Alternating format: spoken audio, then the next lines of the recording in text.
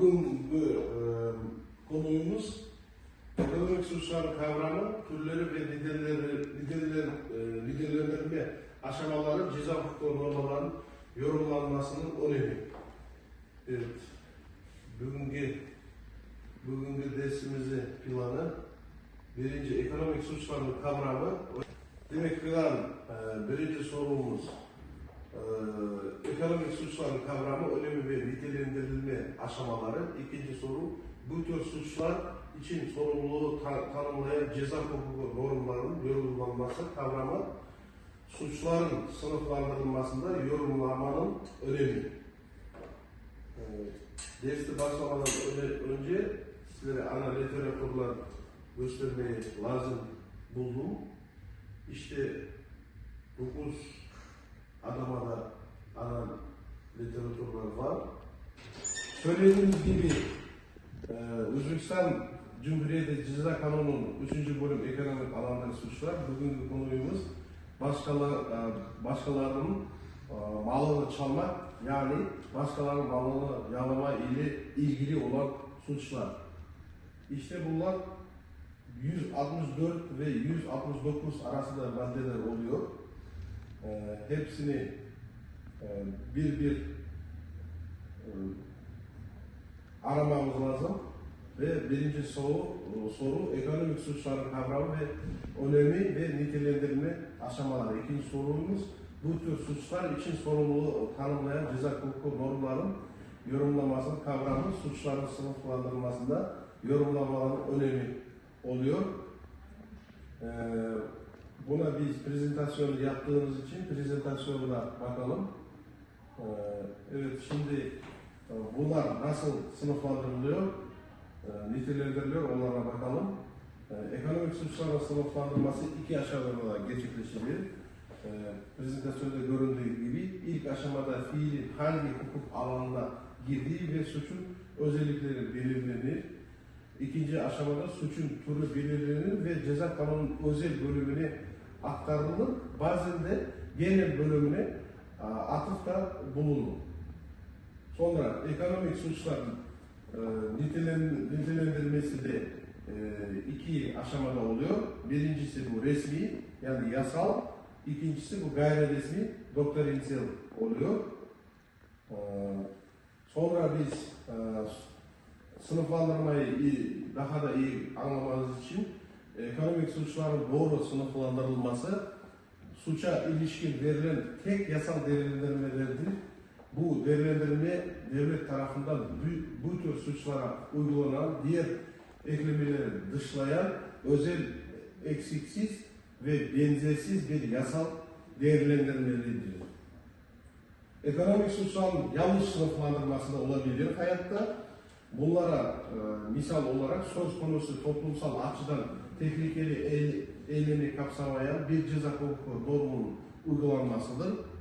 Suçun tamamını kapsayan ceza hukuku normunun uygulanmasa ve tam olarak nitelendirilmemiş olsa bile bu nitelendirme yanlış olarak değerlendirilebilir. Maddeleri açıklamaya geçiyoruz. İşte birinci maddemiz bu Ceza Hukuku Kanunu'nun 164 maddesi saldırı. Saldırı, yani başkanın malını yağlama amacıyla can veya sağlık için tehlikeli bir güç kullanılarak veya böyle bir güç tehdidiyle işlenen saldırı. Buna 5 ile 8 yıl arasında hapis cezası ile cezalandırılır. İnsan başka insanın malını onu korkutarak,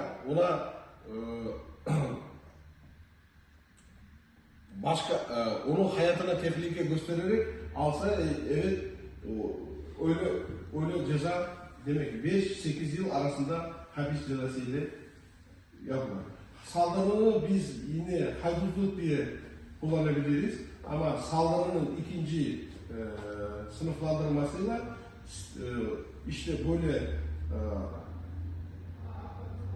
silah veya silah olarak kullanabilecek diğer nesnelerin kullanmasıyla yapsa, önceden işbirliği yaparak bir grup kişi tarafından yapılsa veya önemli miktarda malın yalanlamasıyla bağlantılı olarak işlenmesi halinde olsa bu daha da çok hapis cezası oluyor. İşte 8 ile 10 yıl arasında hapis cezası ile cezalandırılıyor.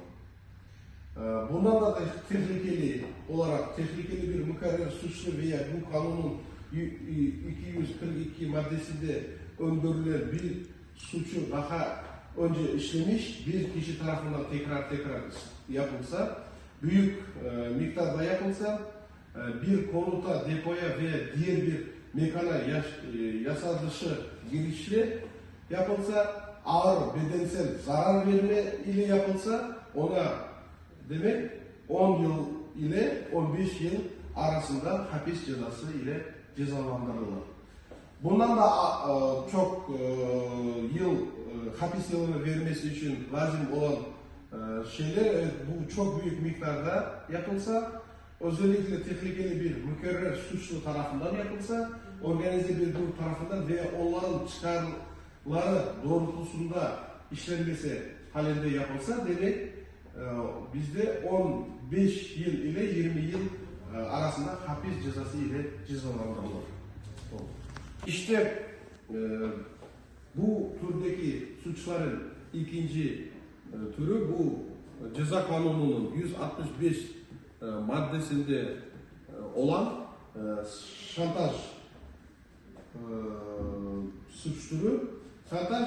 Şantaj dediğimiz yani mülkün veya mülkiyet haklarının devredilmesi talep etmek, mülkiyet menfaatlerini vermek veya mülkiyet eylemlerini gerçekleştirmek veya mağduru kendisine veya akrabalarına karşı güç kullanmakla tehdit ederek, mülküne zarar vererek veya yok ederek, mağdurun bilgi kaynaklarını yok ederek, değiştirerek, ele geçirerek veya bloke ederek, mağdur için gizli tutulması gereken bilgiler ifşa ederek veya iftira niteliğinde uydurmalar yayarak mülkünden veya mülkiyet haklarından vazgeçmeye zorlayan bir duruma sokmak. İşte bu 3 ile 5 yıl arasında özgürlüğün kısıtlanması veya 3 yıl ile 5 yıl arasında hapis cezası ile cezalandırılır. Evet, şantajın sınıflandırılması da ikincisi, eğer de şantaj tekrarlanan veya tehlikeli bir şekilde yapılsa, büyük miktarlarda yapılsa, önceden komplo kurarak bir grup kişi tarafından işlense, demek cezası daha da ağır olarak 5 ila 10 yıl arasında hapis cezası ile cezalandırılır. Şantajın 3. derecesini yapmanın 3. ağırlık derecesini geldiğimiz ona misal olarak ceza kanununda gösteriyor ki eğer çok büyük miktarda özellikle tehlikeli bir mükerrer suçlu tarafından, organize bir grup tarafından ve onların çıkarları doğrultusunda işlenmesi halinde yapılsa 10 ile 15 yıl hapis cezası ile cezalandırılır.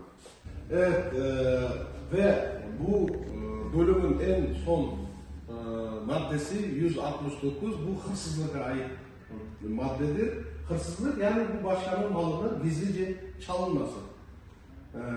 Eğer şu iş yapılsa demek, şu hareket yapılsa demek temel hesaplama tutarının 50 katına kadar para cezasıyla, 360 saate kadar zorunlu kamu hizmetiyle, 2 yıl süresiyle ıslah çalışmasıyla veya da 1 ila 3 yıl süreyle özgürlüğün kısıtlanmasıyla veya 3 yıl süreyle hapis cezasıyla cezalandırılır.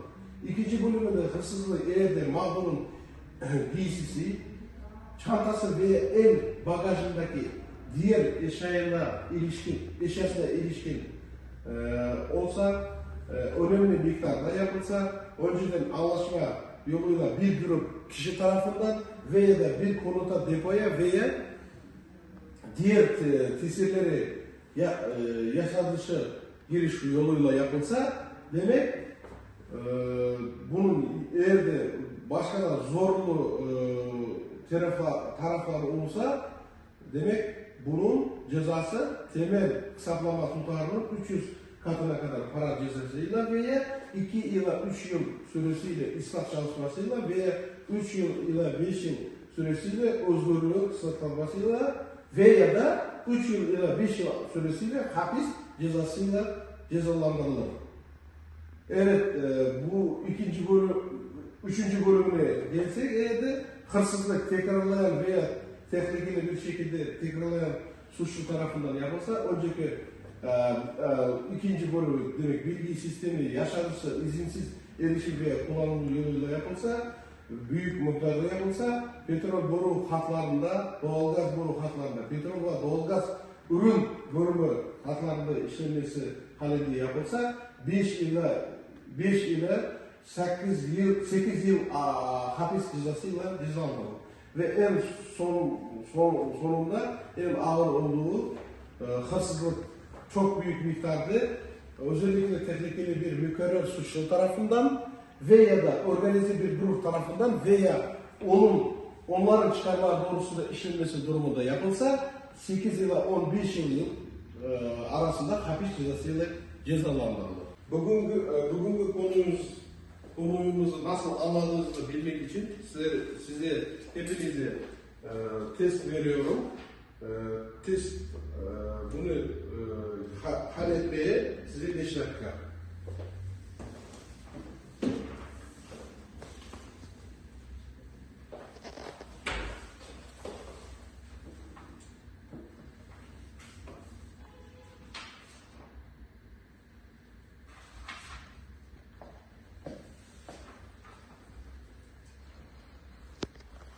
Evet değerli öğrenciler, 5 dakikamız geçti. Testleri bana vermeniz lazım. Test cevapları ikinci dersimizin başında birlikte görmemiz lazım. Bugün sizlere hayır. Güle güle. Hayır.